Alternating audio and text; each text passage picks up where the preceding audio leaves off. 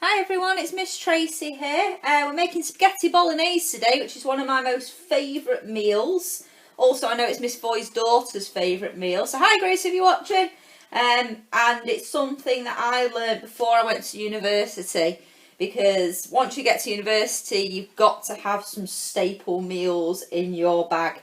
So first thing we're going to do is talk through the ingredients. So I've got 1 onion, I've got a clove of garlic, I've got 500 grams of mince, I've got some tomato puree, some chopped tomatoes 1 tin, a beef stock cube, some Lea & Perrins, some Italian seasoning, so if you've not got that then just oregano and basil will suffice, pepper, salt and a bit of sugar.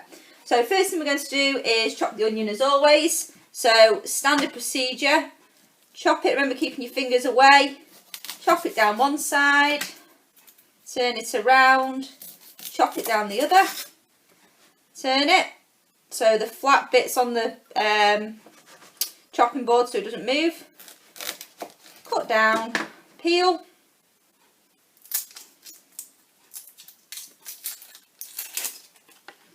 and then as always I'm going to put a little slit halfway across, and then I'm going to cut lengthways, and then you can just chop it. It just makes the onion pieces slightly smaller. You might like it chunkier, it's entirely your decision.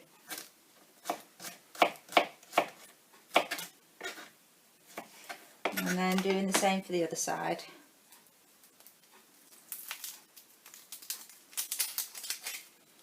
Remember, any leftover bits of onion, not the outer skin, but the white bit there, you can actually save that, put it in a bag and freeze it, and put it with the carrot peelings, any potato peelings, and that helps you to make your instant vegetable stock.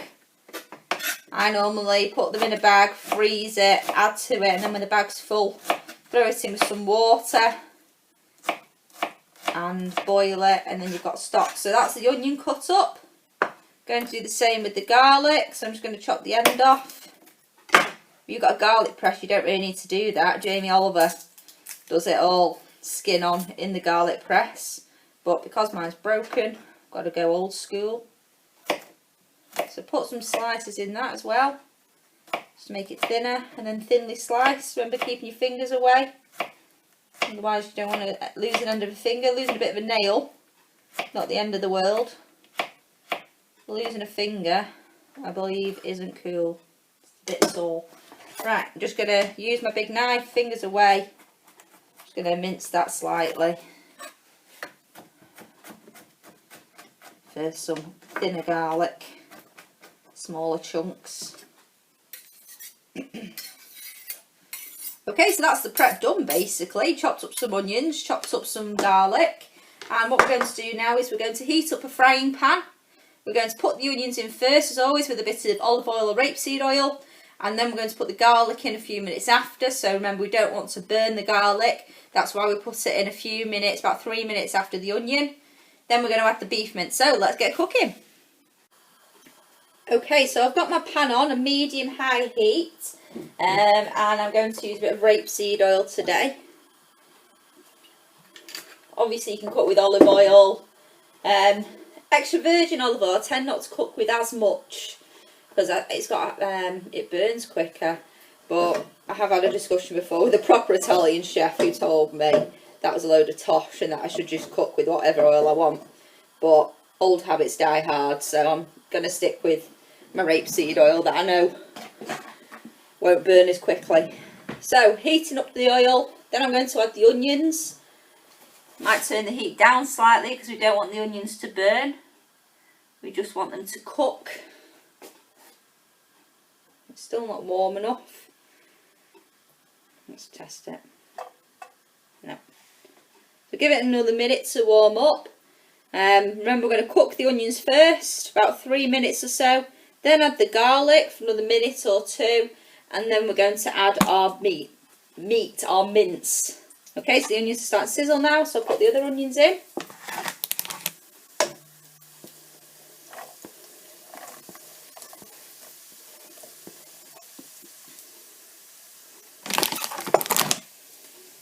I like to add a little bit of salt when the onions are cooking to help them cook. Helps soften them up, I think.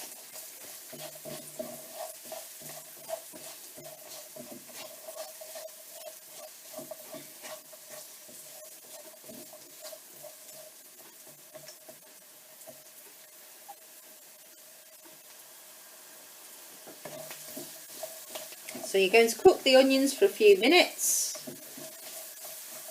Then you're going to add the garlic. And then you're going to add the mint. When you add the mint, you want to brown it. So that literally just means just making the mint turn from a red colour to a brown colour. It's not really, you know, there's no other secret behind it. And then that's when you add all the other goodies. Everyone's got a different spaghetti bolognese recipe, so you might be like, that's not how you make spaghetti bolognese. Well, that's how I make it. My mum makes it a bit differently. She puts in bacon, and she doesn't put in Lea & Perrins, but I just like that meatier taste. Other people I know cook with pork mince, but again, I think it's down to, you know, your personal taste and what works for you. For me, I've been doing this now since I was about 18, so I'm not going to tell you how many years that is, but it's a substantial amount, and I've not had any complaints about my spag bol.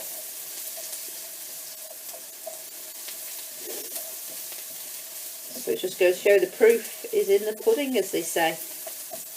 So I'm going to add my garlic now. Do that for a few minutes with the onions.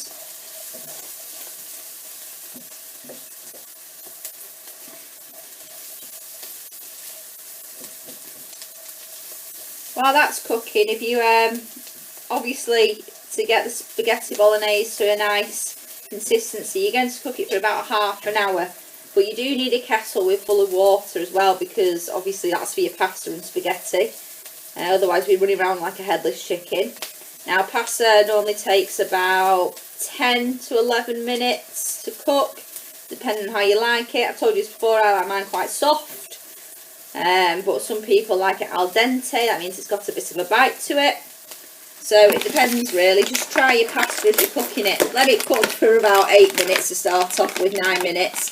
And then have a taste. And if you want it cooked longer, leave it. If not, then take it out and drain it.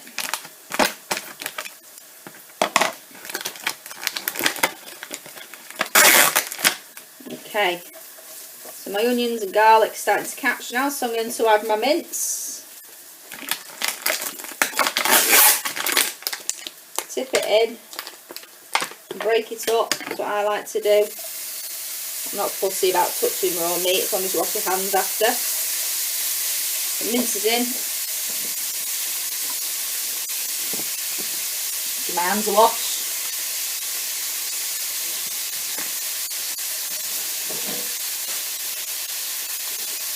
Okay, it's already starting to brown. Great. I use 20% fat mince today. You can use 5%, 10%. If you're doing Slimming World, 5% is the way forward, or Weight Watchers. I just thought, well, I'm in isolation. I don't get any self-isolation. I don't get any pleasure from going anywhere at the moment because I'm locked in my house. So if I want 20% mince, I'm going to have it.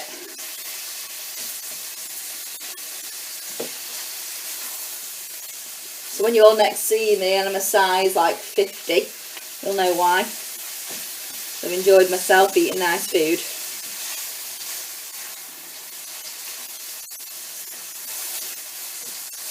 So that's starting to brown. Show you what it looks like currently.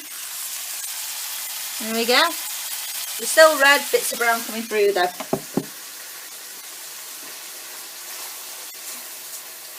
So you want it all brown. Keep turning it every so often so that it's getting a chance to brown on all sides.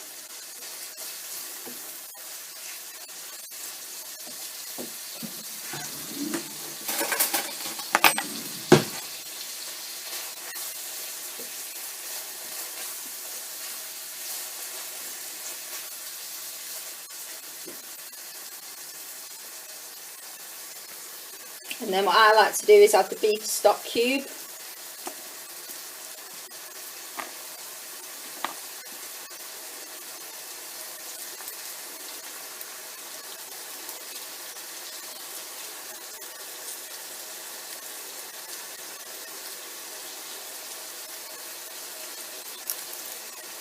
Ooh. Set fire to things.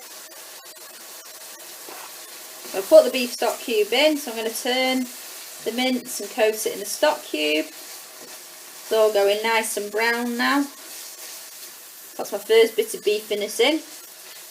And practically all the mince has turned a nice brown colour now, so I can start adding the other ingredients.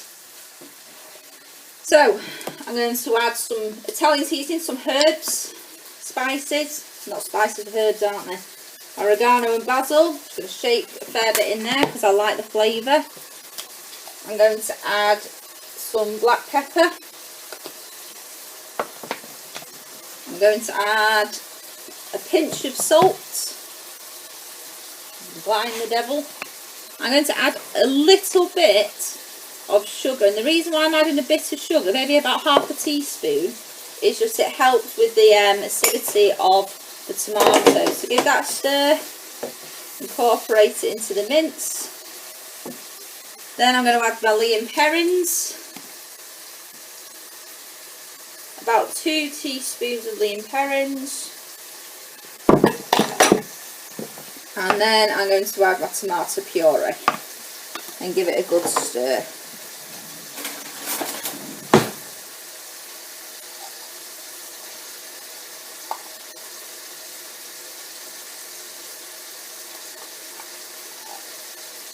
About 2 teaspoons of tomato puree.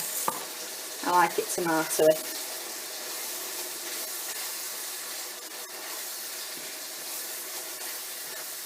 So give it another stir. It's starting to smell amazing.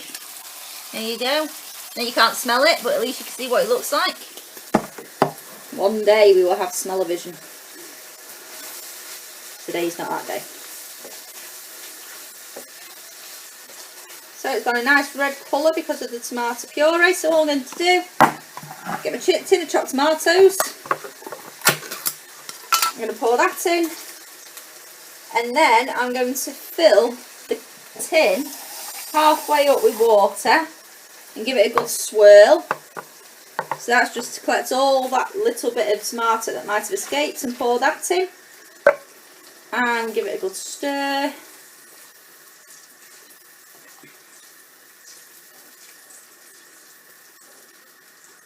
So hopefully your spag bol will start to look a bit like this. So all I'm going to do now is I'm going to bring it up to boil, and then I'm going to turn it down to simmer for about 25 minutes because I like quite a thick, intense sauce. So when it gets to about 20-minute mark, I'm going to boil some water in a pan and add a bit of salt. About 3/4 of the way up the pan. You don't want it full to the brim, but you want it full enough so that your pasta will soak in and can cook. So I'll catch you in a bit. Bye. Okay, so my pasta sauce, my spaghetti bolognese is massively reduced there, as you can see. So that's just ticking away. And all I've done is fill up a pan with hot boiling water, so I'll just put it on to boil again. I've added some salt, and all I'm going to do is throw some spaghetti in there, and then the jobs are good in after about 10 minutes. So I hope you enjoy your spag bol as much as I'm going to. See you soon.